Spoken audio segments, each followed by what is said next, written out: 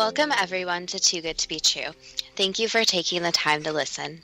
The subject for today's show is Canadian UFO stories. Before we start getting into details, let's just briefly talk about psychic insight and how we apply it. We choose a subject and research it, and based on that research, we determine what we think needs to be explained by creating a series of questions. Then Justina provides psychic insight to answer those questions. The psychic insight is narrated towards the end of the show. Accepting the psychic insight is a question of individual belief. Now let's go through the disclaimers. Here are the disclaimers. Neither of us claim to have any expertise in any subjects that we discuss. We relate information we find through research and the psychic insight. We are always delighted to hear from the listeners. The show only lasts an hour. We don't have the time to present exhaustive research on any topic. This means that there will be information that we miss. We want to provide a basis for the psychic insight. We don't care if a theory turns out too good to be true, as the show name suggests. We are only interested in finding out more of the truth about topics. Spirit can only relate insight that is appropriate for our time and history. Free will cannot be affected. Only comments that are appropriate for our time can be given through the psychic insight. Much of the subject matter in shows may have already been covered many times in other media. We want to look into subjects in a new, different way and be thought-provoking. We are not so good with pronouncing names, we apologize, and neither of us have any particular knowledge of UFOlogy. If we have misstated anything, we apologize. Canadian UFO stories are today's subject. We have previously talked about UFO stories from the United States and Great Britain. But why Canadian UFO stories? Why not Australian UFO stories? Because they are very well documented. Former Canadian Cabinet Minister Paul Hellyer has controversially spoken about UFOs and extraterrestrials. Paul Hellyer has appeared on the X-Zone radio show with Rob McConnell, stating that UFO activity has been going on for thousands of years, but has increased since the exploding of the atomic bombs at the end of World War II in 1945. Here is a quote from Wikipedia regarding a Paul Hellyer interview with Russia Today in 2014. Quote, Hellyer said that at least 4 species of aliens have been visiting Earth for thousands of years, with most of them coming from other star systems, although there are some living on Venus, Mars, and Saturn's moon. According to him, they don't think we are good stewards of our planet, unquote. That sounds a little crazy, except that I think it's hard to argue that we are good stewards of our planet. The UFO sightings we're going to discuss today are the 1967 Falcon Lake, Manitoba incident, the 1967 Shag Harbor, Nova Scotia incident, the 1974 Langenberg, Saskatchewan incident, and the 1978 Clarenville, Newfoundland incident. Why those 4? Because those are among the most talked about and well documented. There were 1,101 UFO sightings reported in Canada in 2017, according to the Manitoba-based Ufology Research Organization. How many sightings were there in the United States during 2017? There were about 5,000 according to the Statista website, but the population of the United States was 325 million in 2017, whereas that of Canada was 35 million. That suggests that Canada has more UFO sightings based on population than the United States. Why don't you tell the story of the Falcon Lake, Manitoba incident? The story is claimed to be Canada's best documented UFO case. It centers around Stefan Michalek, an amateur prospector looking for signs of gold or silver on May the 20th, 1967, in White Shoal Provincial Park, which is about 18 miles or 130 kilometers due east of Winnipeg. Here's part of an article from the Canadian Broadcasting Corporation, or CBC, website from May of 2017. Quote, according to his accounts, as reported in newspapers at the time and since repeated in books, magazines, and on TV shows like Unsolved Mysteries, Stefan looked up and saw 2 cigar-shaped objects with a reddish glow hovering about 45 meters away. One descended, according to Stefan's account, landing on a flat section of rock and taking on more of a disc shape. The other remained in the air for a few minutes before flying off. Believing it to be a secret U.S. military experimental craft, Stefan sat back and sketched it over the next half hour. Then he decided to approach, later recalling the warm air and the smell of sulfur as he got closer, as well as a whirring sound of motors and a hissing of air. He also noted a door open on the side with bright lights inside, and said he heard voices muffled by the sounds from the craft, unquote. 45 meters is about 50 yards. What happened next? Again from the CBC website, quote, he said he called out offering mechanical help to the Yankee boys if they needed it. The voices went quiet but did not answer, so Stefan tried his native Polish, then in Russian and finally in German. Only the whir and hiss of the craft responded. He claims he went closer and noted the smooth metal of the ship with no seams. He then looked into the bright doorway, pulling on the welding goggles he used to protect his eyes while chipping at rocks during prospecting. Inside, Stefan said he saw light beams and panels of various colored lights, flashing lights, but could not see anyone or any living thing. When he stepped away, 3 panels slid across the door opening and sealed it. He reached to touch the craft, which he said melted the fingertips of the glove he was wearing. The craft then began to turn counterclockwise, and Stefan says he noticed a panel that contained a grid of holes. Shortly afterward, he was struck in the chest by a blast of air or gas that pushed him backward and set his shirt and cap ablaze. He ripped away the burning garments as the craft lifted off and flew away, unquote. Did he find a phone and contact the authorities? Apparently not. He did go back to his motel. Here's more of the CBC article. Quote, disoriented and nauseous, Stefan stumbled through the forest and vomited. Eventually made his way back to his motel room in Falcon Lake and then caught a bus back to Winnipeg. He was treated at a hospital for burns to his chest and stomach that later turned into raised sores on a grid-like pattern. And for weeks afterwards, he suffered from diarrhea, headaches, blackouts, and weight loss, unquote. What happened when he told his story and showed the sketch of the strange craft? The sketch looks like a flying saucer and is available on the CBC and other websites. While in the hospital, Stefan had an odor of sulfur that seemed to come out of his pores. His shirt had the pattern of holes that came from the grid of holes on the spacecraft.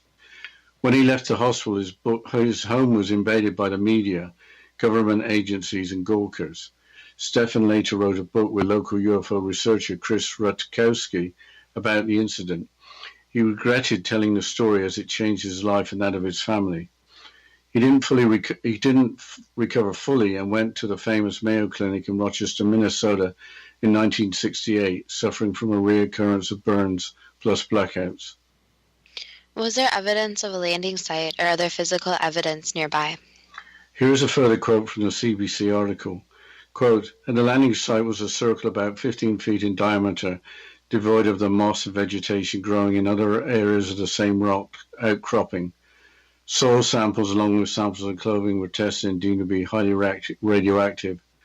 So were pieces of metal that were chipped out of cracks in the rock about a year after the incident. The metal had somehow been melted into the cracks. Many of the items have long since been lost as they were transferred through various authorities and agencies. However, Rutkowski and Michalek still have one of the pieces of metal which remains radioactive, unquote. 15 feet is about 4.5 meters. Was the metal or its radioactivity analyzed? That's the confusing part to the story. There's a lot of skepticism about that. The metal in the chips of rocks is reported to be a form of silver coated in pitch blende ore, which is a blend of uranium and radium minerals. It is claimed by some that the mineral-coated silver was planted after the fact. A piece of radioactive metal shown on the website has a rusted or corroded appearance and doesn't look like a product of high technology. The type of radioactivity remains unclear. Did any investigation arrive at any conclusions? The Canadian government and the United States Air Force investigated without arriving at an explanation. Why was the United States Air Force involved? Winnipeg is not far from the United States border. I would expect that the United States Air Force would have seen something on radar. A final footnote, though, is that in April of this year, the Canadian Mint issued a 1-ounce $20 coin commemorating the Falcon-like incident, complete with a lake, a flying saucer, and Stefan Michalek. The egg-shaped coin must be popular. You can buy one online if you have around $650 to spend. Apparently it glows in the dark. Well, maybe you could buy me one for Christmas then. But why don't you move on to the 1967 Shag Harbor, Nova Scotia incident? I've heard about this incident several times over the years, but have not seriously looked into it until this week. A shag is a type of seabird similar to a cormorant, giving its name to a small fishing village on the southern tip of Nova Scotia, with a population of only a few hundred. So what happened there in 1967? This is claimed to be the world's only government-documented UFO crash. The following is from Wikipedia, but we'll have to continue with that after the break. Yes, after this short break, we'll continue with the Nova Scotia incident and other Canadian UFO stories, and then the psychic insight and the questions. And you're listening to Too Good to Be True with Justina Marsh and Pete Marsh on the X Zone Broadcast Network, www.xzbn.net.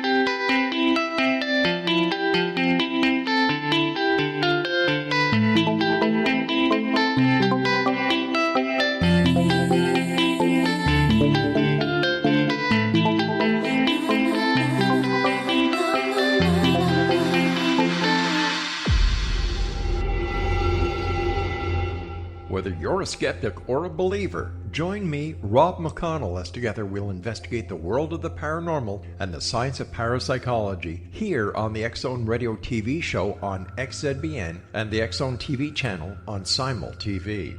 Since 1990, the X Zone Radio TV show has been the place where people dare to believe and dare to be heard.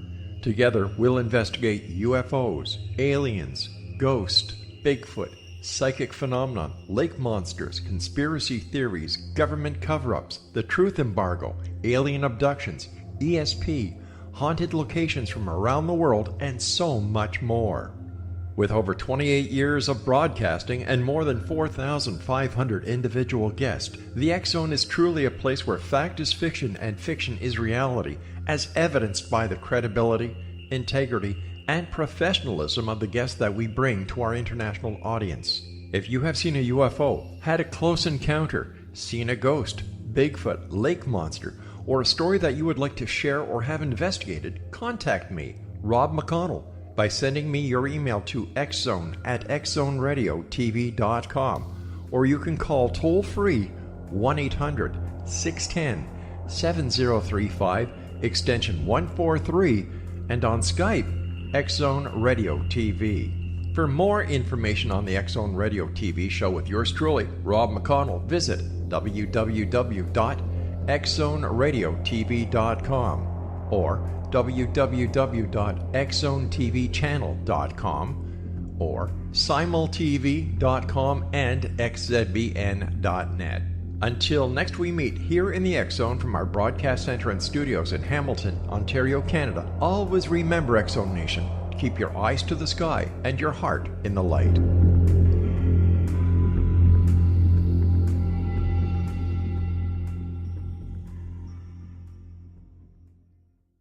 You have heard of the X Zone? Now watch it on Simul TV, plus 500 video games, live TV channels, free video on demand, worldwide, and more. Does this sound like tomorrow's television? Well, it is, but you can have it today, right now. It is Simul TV. Simul TV offers what the others only wish they could provide. 15 exclusive channels like X Zone, Sci-Fi, and Horror. We are worldwide. No other provider offers that. 500 built-in video games. No need to have an extra expensive system. We have them included. Free video on demand. Live streaming events from around the world. Interactive online network, and much more. Tomorrow's TV today. Simul TV. Sound too good to be true? Well, it's not. You can have Simul TV today. Sign up at simultv.com. Do it today.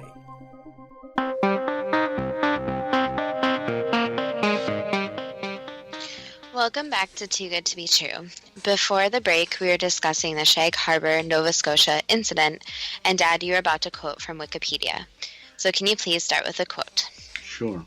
Quote, on the night of October the 4th, 1967, at about 11:20 p.m. Atlantic Daylight Time, it was reported that something had crashed into the waters of Shag Harbor.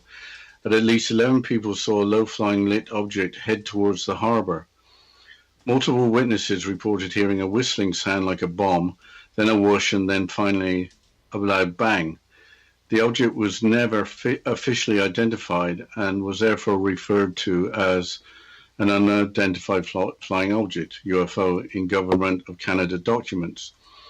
The Canadian military became involved in a subsequent rescue recovery effort. The initial report was made by a local resident, Laurie Wickens, and 4 of his friends. Driving through Shag Harbor on Highway 3, they spotted a large object descending into the waters of the harbor.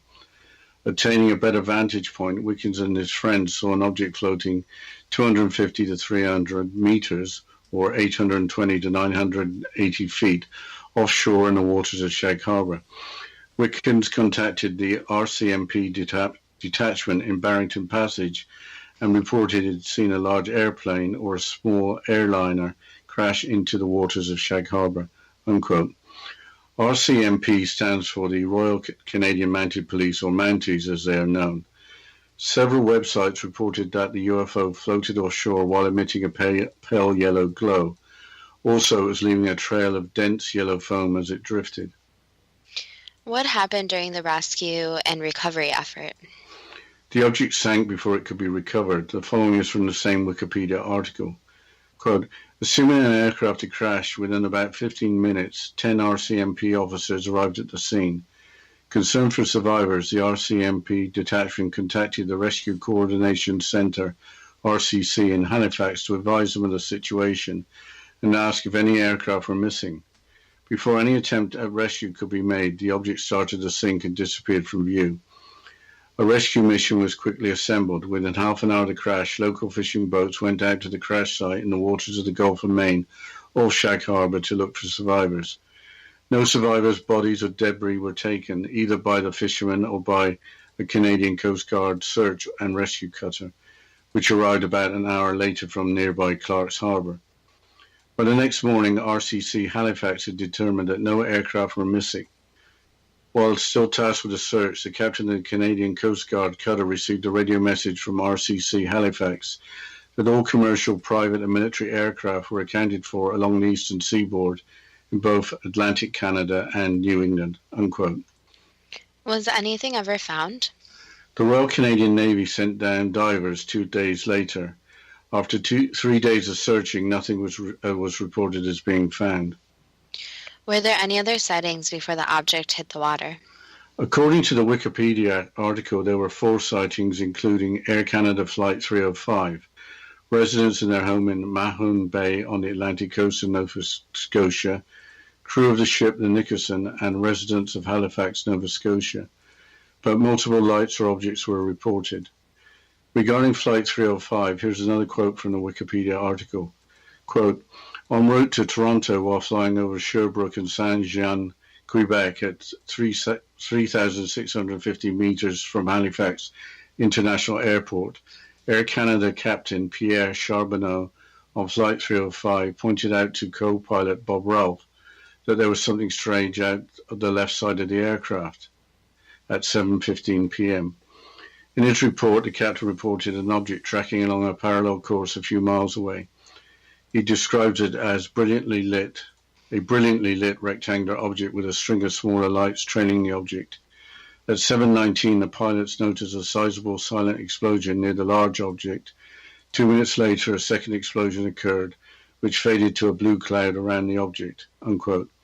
3,658 meters is about 2.25 miles. What was seen from the Nickerson? Again from the Wikipedia article. Quote, while standing at the wheelhouse of his vessel, Captain Leo Howard Mersey was looking at 4 blips on his Decker radar that were stationary. When he looked up about 28 kilometers from the vessel's windows, he could see the 4 bright objects situated in a roughly rectangular formation. The entire crew of nearly 26 fishermen stood on deck and watched the object in the northeastern sky. Mersey radioed the Rescue Coordination Center, and the harbour master in Halifax asked for an explanation and filed a report with the Lunenburg RCMP, outlining his sighting when they arrived in port, unquote. 28 kilometers is about 17 miles. If nothing was found on the seabed, how could the incident be determined as a crash with absolute certainty? I don't know, unless the UFO just gave the impression that it had crashed. Also, where did the other three objects go? I think we should move on to the Langenberg, Saskatchewan incident that occurred in 1974. It occurred on Edwin Fuhr's farm, located close to the Manitoba border. Here's part of an article from the Regina Leader-Post website from September 2017. Quote, around 10:30 a.m. on September 1st, 1974, the then 36-year-old was swathing his fields when he saw 5 saucer-shaped objects on the edge of a slough. Thinking they were duck blinds and that someone was playing a joke on him, Fuhr got off his swather for a close look and still kept at least 15 feet back. He saw the saucers were hovering a foot off the ground and were rotating at a high rate of speed. Their surface looked like highly polished steel. Fuhr stopped, backed up, and got onto his swather. He sat there for the next 15 minutes, watching them hover, too scared to move. They had me in a trance, says Fuhr, now 79. I didn't even know what to do, because I was sat there and I thought, well, gee whiz. According to Fuhr, the objects then took off, emitting a grey vapour from underneath, and disappeared into the sky. They made no sound. The objects flew away so fast they were gone like that, says Fuhr, clapping his hands, unquote. Swathing means cutting a crop, usually fields of canola grown for canola oil. A slough is a swamp, and 15 feet is about 4.5 meters. So that was the end of it. The objects just flew off? Yes, but the objects left some evidence of their presence. The article continues. Quote, he waited a few more minutes to make sure they were gone, then walked to the edge of the slough, where he saw 5 ring patterns in the field. The grass in the center of each circle was standing, while the grass surrounding that was flattened in a clockwise circle. With no idea what he had just seen, Fuhr headed home for his lunch. His wife Karen and his parents could tell something was wrong. When he came in, he just sat there, remembers Karen. All of a sudden, we asked him, is there anything wrong?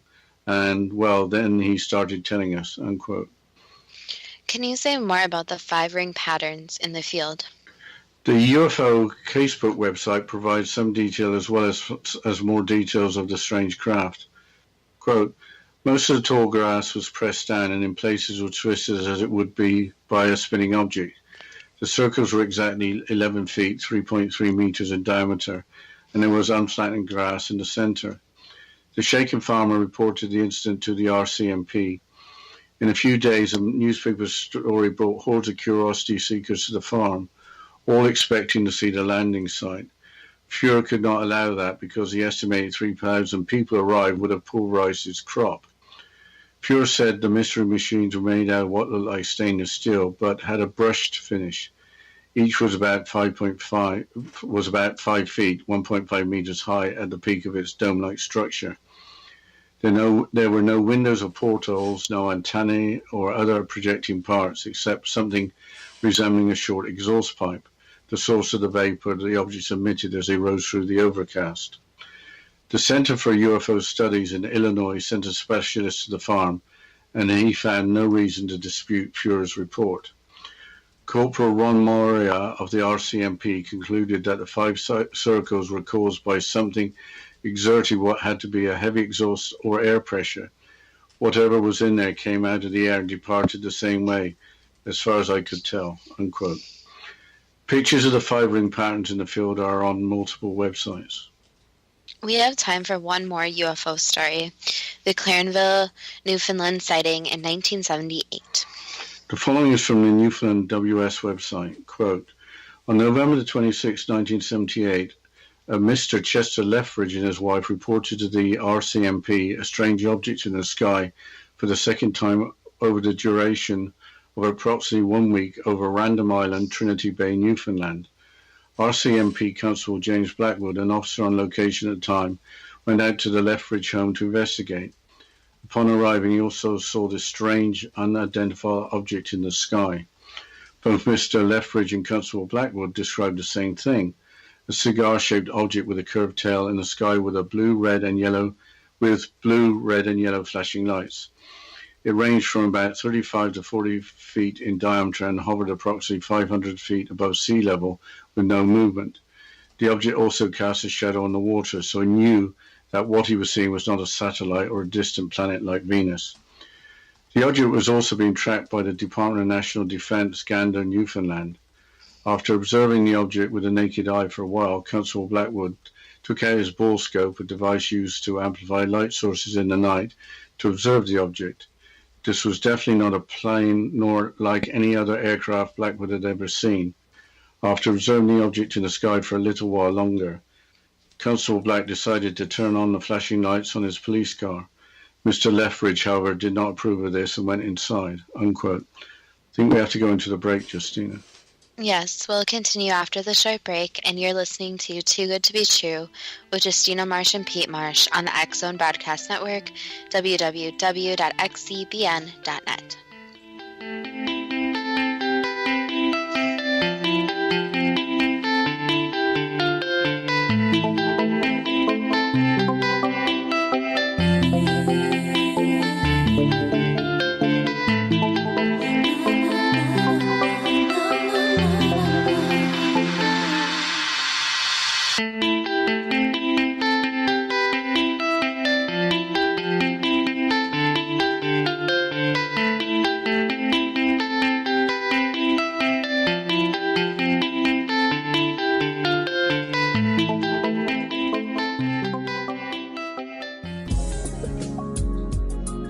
Broadcast studios in Hamilton, Ontario, Canada, to the world and beyond. You're watching the X-Zone Broadcast Network, www.xzbn.net.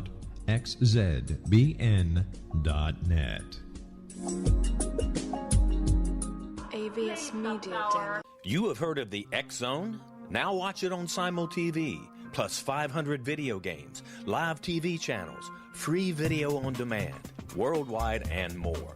Does this sound like tomorrow's television? Well, it is, but you can have it today, right now. It is SimulTV. SimulTV offers what the others only wish they could provide. 15 exclusive channels like X-Zone, Sci-Fi, and Horror. We are worldwide. No other provider offers that. 500 built-in video games. No need to have an extra expensive system. We have them included.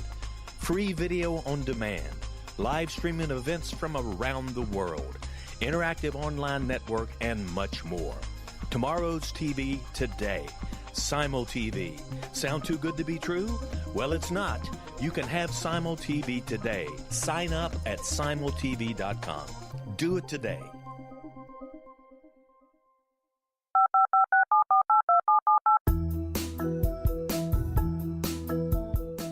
Did you know that when you're on the road with limited data or Wi-Fi, you can still listen to the X-Zone Radio Show with Rob McConnell, The Science of Magic with Gwilda Wiyaka, X-1, Dimension X, Space Patrol, and every minute of the X-Zone Broadcast Network by calling 213-401-0080, courtesy of Audio Now. No smartphone, app, or internet needed. It saves your data plan, and it's free if you have unlimited minutes. Call 213-401-0080 to listen on any phone, anytime, anywhere. Remember 213-401-0080 for the best of the paranormal, parapsychology, and sci-fi radio programming anywhere, 24/7, 365.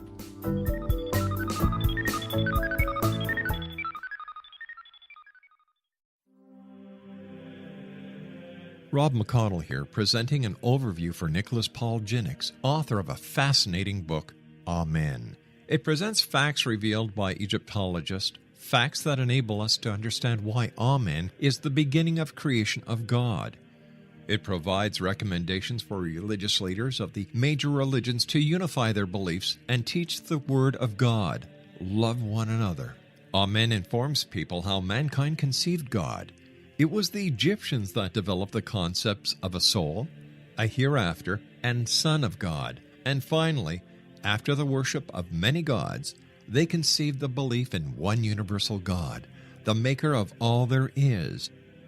For more information, visit www.futureofgodamen.com. That's www.futureofgodamen.com.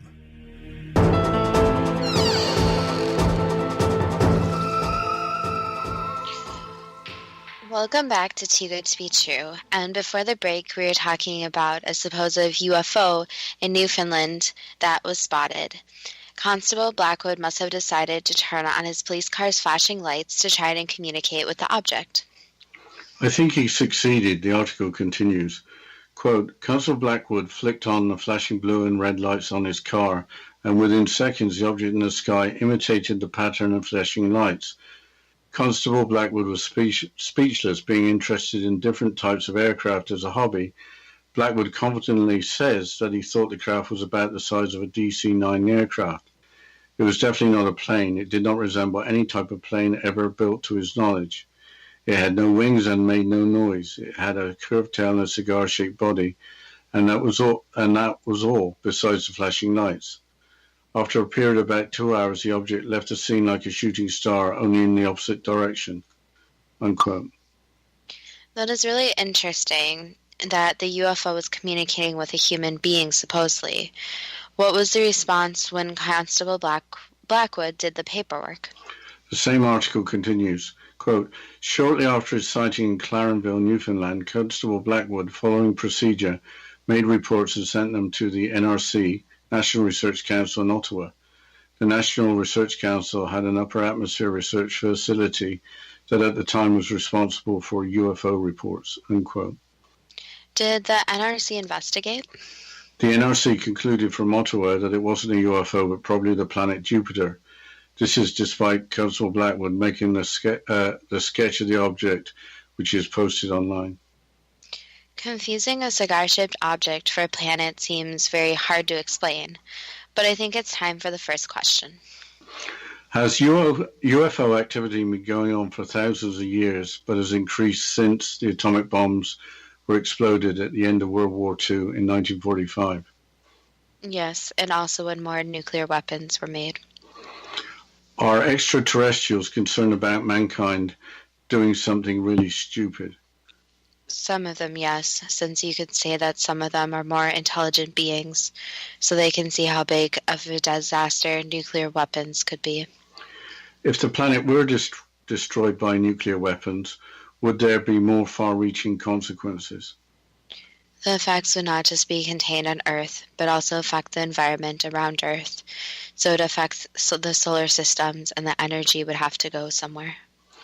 Why is there apparently frequent UFO activity over Canada, apparently more frequent than, say, the United States? There's frequent activity everywhere. It's just where the UFOs are seen or where they want to be seen. So there's not really a specific area that's more active.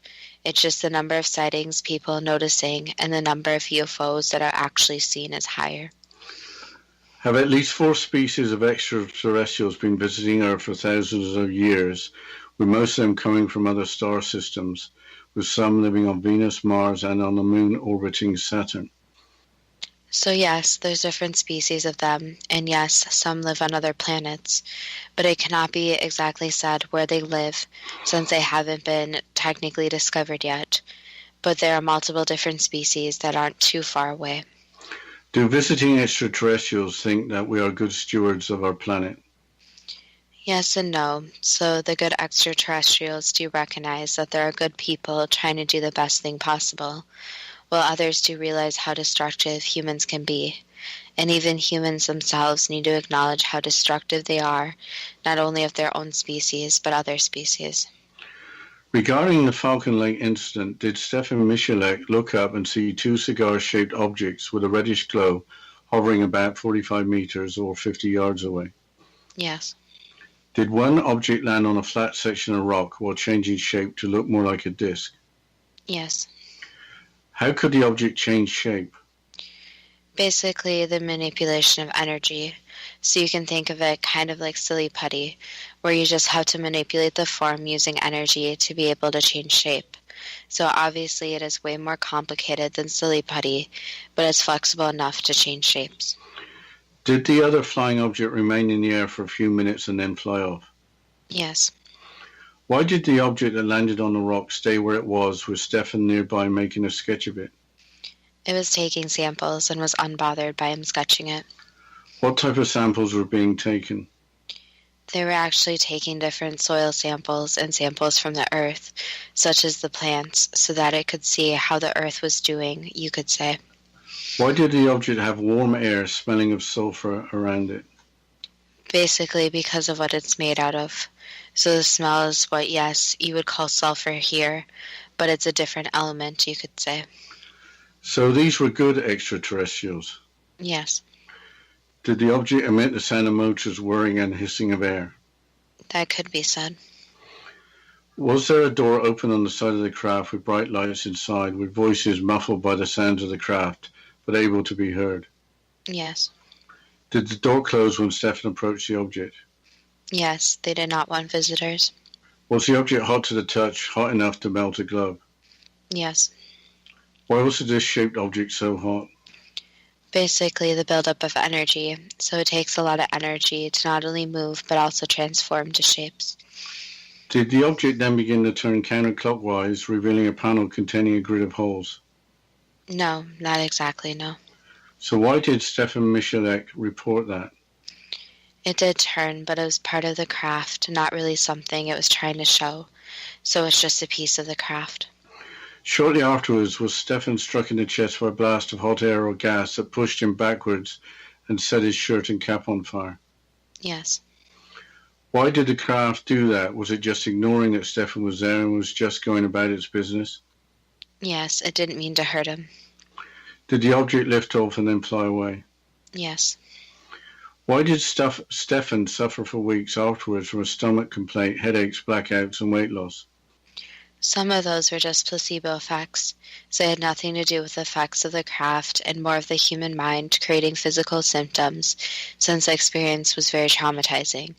However, the headaches could have been from basically the exposure to something that's different from the usual, so the exposure of the craft.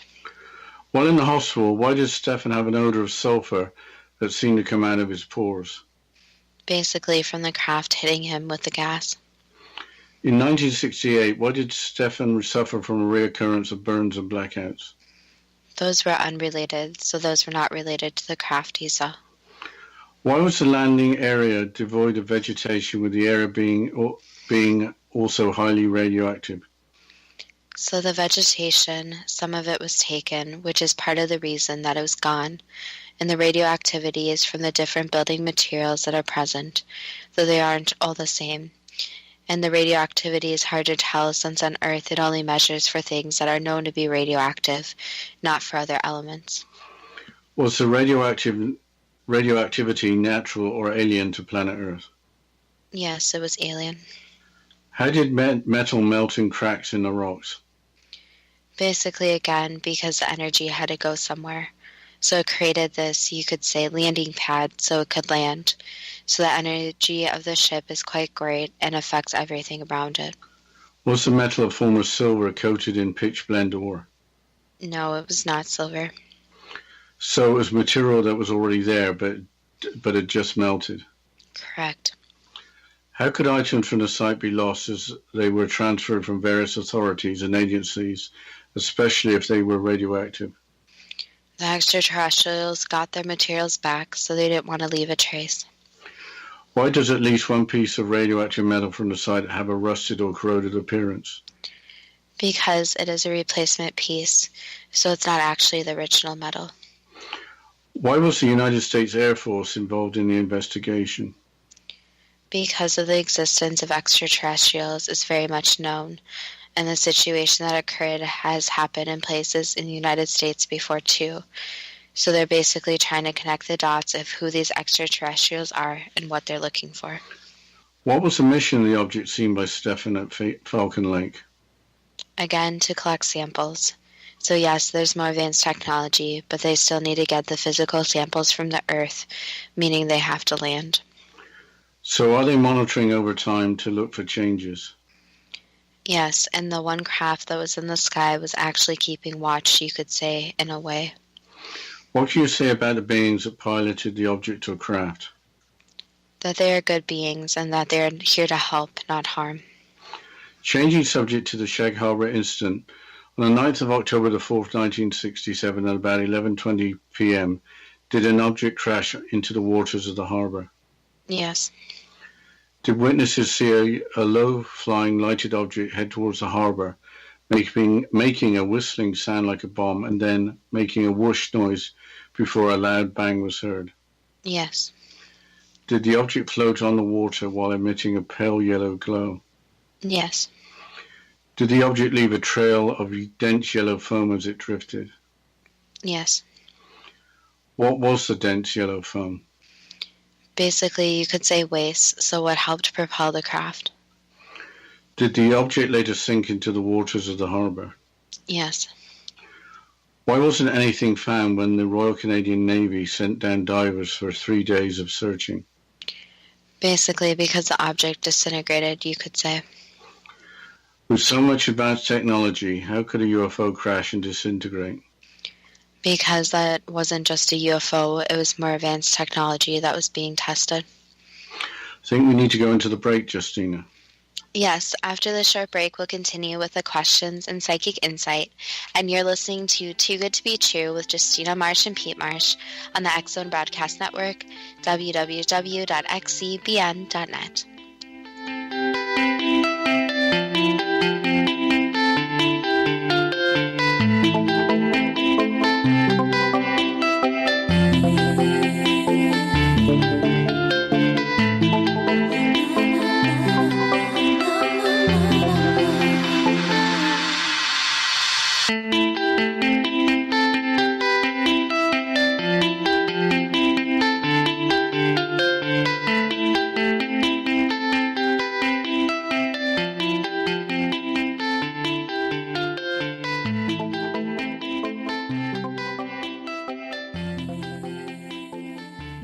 You have heard of the X-Zone? Now watch it on Simul TV, plus 500 video games, live TV channels, free video on demand, worldwide, and more.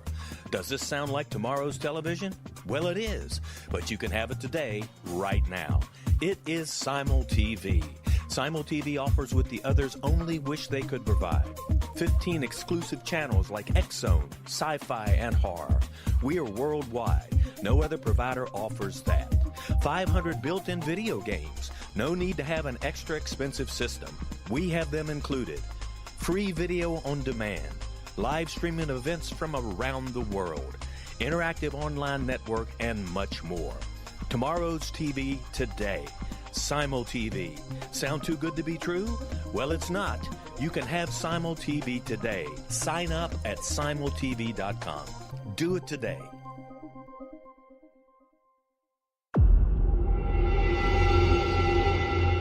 Whether you're a skeptic or a believer, join me, Rob McConnell, as together we'll investigate the world of the paranormal and the science of parapsychology here on the X-Zone Radio TV show on XZBN and the X-Zone TV channel on Simul TV. Since 1990, the X-Zone Radio TV show has been the place where people dare to believe and dare to be heard. Together, we'll investigate UFOs, aliens, ghosts, Bigfoot, psychic phenomena, lake monsters, conspiracy theories, government cover-ups, the truth embargo, alien abductions, ESP, haunted locations from around the world, and so much more. With over 28 years of broadcasting and more than 4,500 individual guests, the X-Zone is truly a place where fact is fiction and fiction is reality, as evidenced by the credibility, integrity, and professionalism of the guests that we bring to our international audience. If you have seen a UFO, had a close encounter, seen a ghost, Bigfoot, lake monster, or a story that you would like to share or have investigated, contact me, Rob McConnell, by sending me your email to xzone@xzoneradiotv.com, or you can call toll-free 1-800-610-7035, extension 143, and on Skype, X-Zone Radio TV. For more information on the X-Zone Radio TV show with yours truly, Rob McConnell, visit www.xzbn.net. www.xzoneradiotv.com or www.xzonetvchannel.com or simultv.com and xzbn.net. Until next we meet here in the X Zone from our broadcast center and studios in Hamilton, Ontario, Canada, always remember, X Zone Nation, keep your eyes to the sky and your heart in the light.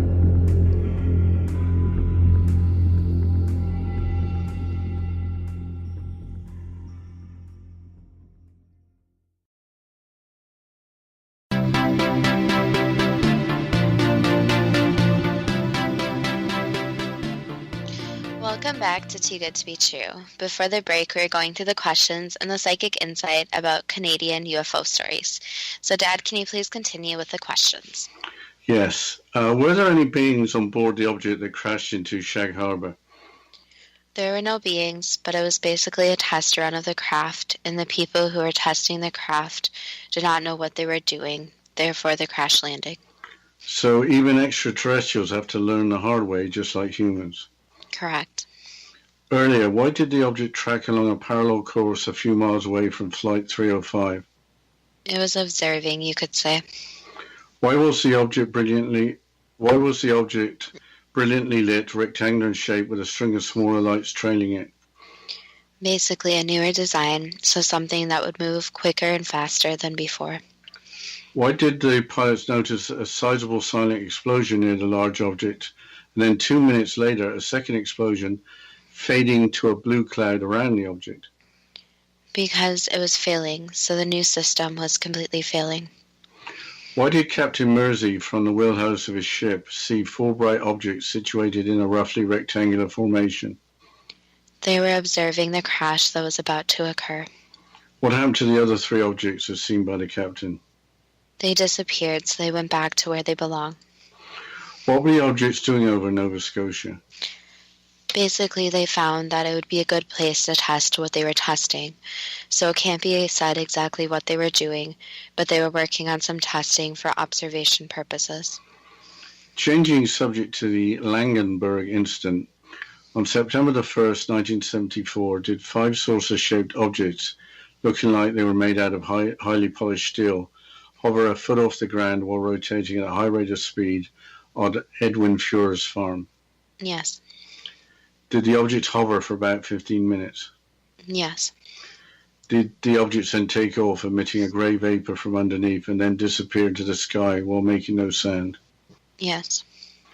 Why did the 5 objects make the grass circles that were photographed at the time?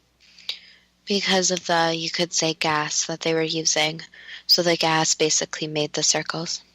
How did the circles have grass standing in the center with the surrounding grass flattened in a clockwise direction? Just where the exhaust came out. So there was no message associated with those circles? No. Why did the objects have no windows or portholes, nor antennae or other projecting parts, with the exception of something resembling a short exhaust pipe?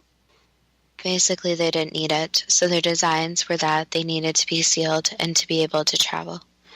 Was vapor emitted from the exhaust pipes as the objects rose into the sky? Yes. Were the 5 objects piloted by beings, or were they remotely controlled?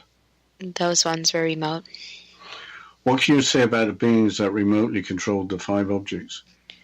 Basically that they were visiting and testing, so it was kind of a joint mission, and that they are not horrible beings, but they are not ones that are here to take samples like the good beings, so they are more here to see what's going on Earth.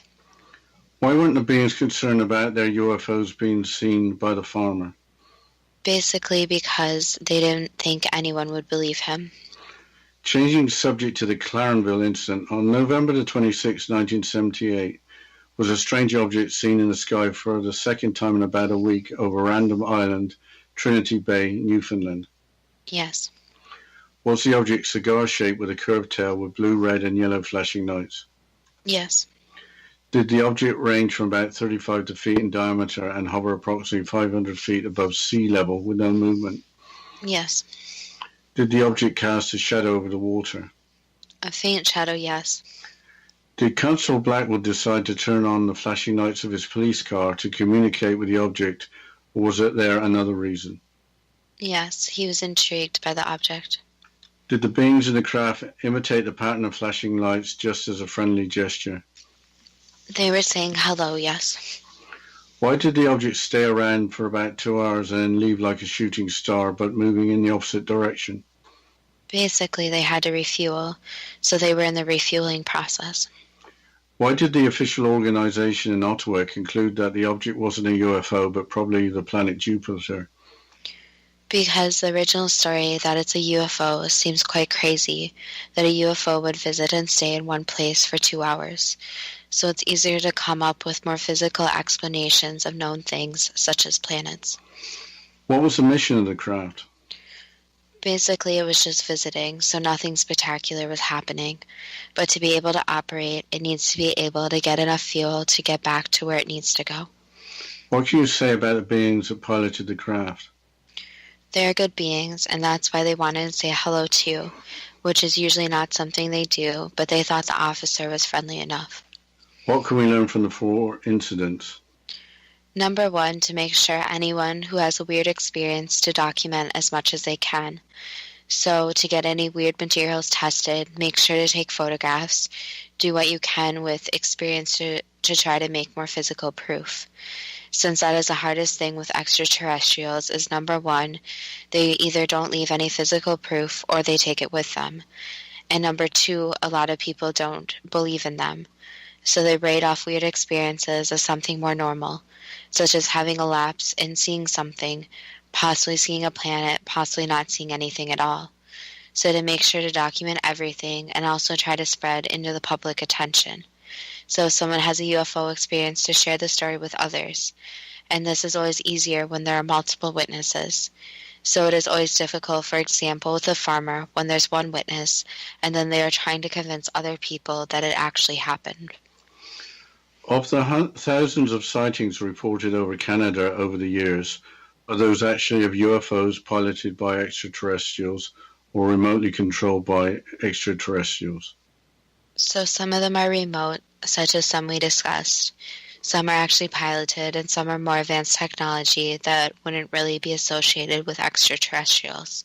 So there are basically 3 kinds of sightings. Do extraterrestrial visitors, at least the good ones, follow the prime directive non-interference in the development of the human race? Yes, they're basically in agreement. That was the last answer. Is the planet being visited by well-meaning extraterrestrials too good to be true? That depends on what you are prepared to believe. Well, the shocking part of all those stories was how well they were documented and how credible the witnesses seemed. It was there was no allegations of swamp gas. I think the most interesting to me was the one where the officer actually flashed his lights. Since 1, if I was an officer, I wouldn't even think of flashing my lights, and 2, that the ship actually communicated back. And I think that goes back to talking about witnesses, is that it seems like people from all walks of life are seeing different extraterrestrials. Obviously, not every story is true, but in these stories, it was strange to see that the different people were from such different places in their lives. Yes, and the Royal Canadian Mounted Police seem to be very busy with all these UFO sightings. Their name came up time and time again. I think we have to say something about our Facebook site. We've had various postings on there, but we're not able to answer them. So I think we have to say that we got the message, we've seen them, but we can't respond. So if there's any listeners who have posted, that's the situation. We get some error message when we try and respond.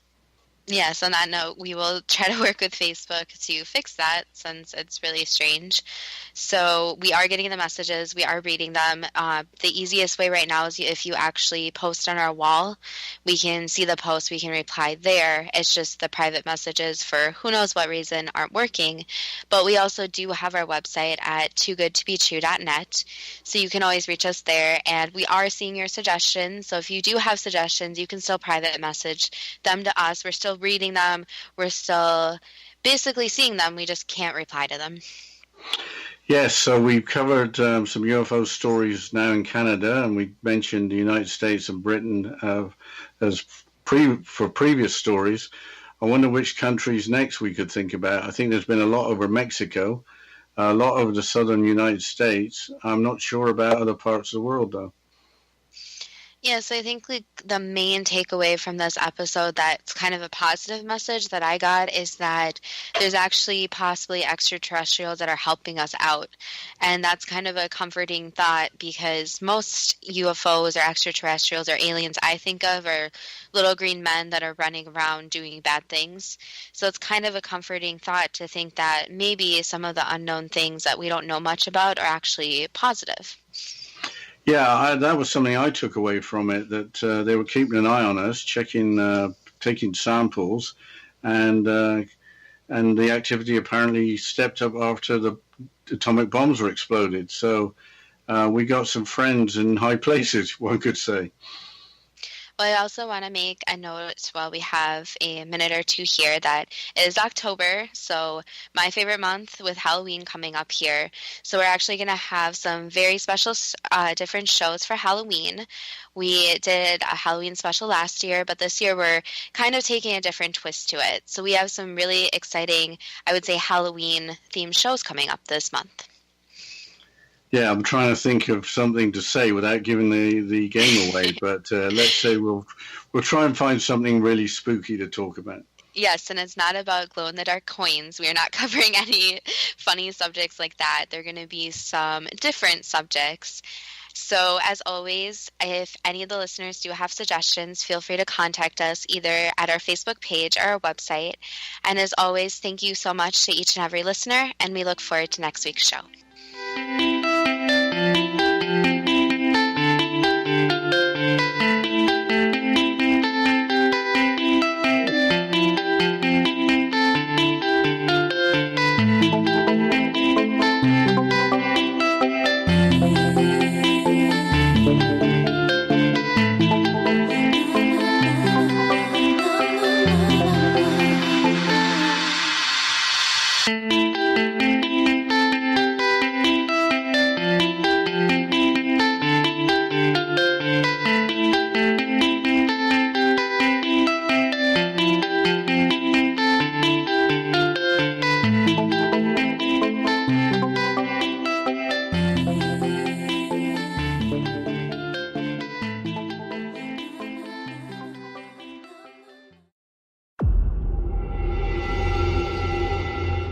Whether you're a skeptic or a believer, join me, Rob McConnell, as together we'll investigate the world of the paranormal and the science of parapsychology here on the X-Zone Radio TV show on XZBN and the X-Zone TV channel on Simul TV. Since 1990, the X-Zone Radio TV show has been the place where people dare to believe and dare to be heard. Together, we'll investigate UFOs, aliens, ghosts, Bigfoot, psychic phenomenon, lake monsters, conspiracy theories, government cover-ups, the truth embargo, alien abductions, ESP, haunted locations from around the world, and so much more. With over 28 years of broadcasting and more than 4,500 individual guests, the X-Zone is truly a place where fact is fiction and fiction is reality, as evidenced by the credibility, integrity, and professionalism of the guests that we bring to our international audience. If you have seen a UFO, had a close encounter, seen a ghost, Bigfoot, lake monster, or a story that you would like to share or have investigated, contact me, Rob McConnell, by sending me your email to xzone@xzoneradiotv.com, or you can call toll-free 1-800-610-7035, extension 143, and on Skype, X-Zone Radio TV. For more information on the X-Zone Radio TV show with yours truly, Rob McConnell, visit www.xzoneradiotv.com or www.xzonetvchannel.com or simultv.com and xzbn.net. Until next we meet here in the X-Zone from our broadcast center and studios in Hamilton, Ontario, Canada, always remember, X-Zone Nation, keep your eyes to the sky and your heart in the light.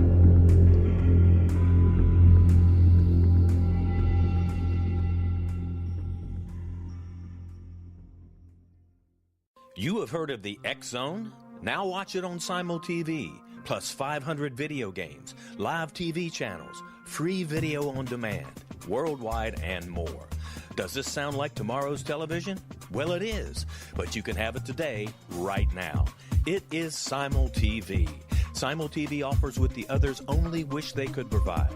15 exclusive channels like X-Zone, Sci-Fi, and Horror. We are worldwide. No other provider offers that. 500 built-in video games. No need to have an extra expensive system. We have them included. Free video on demand. Live streaming events from around the world. Interactive online network, and much more. Tomorrow's TV today. Simul TV. Sound too good to be true? Well, it's not. You can have Simul TV today. Sign up at simultv.com. Do it today.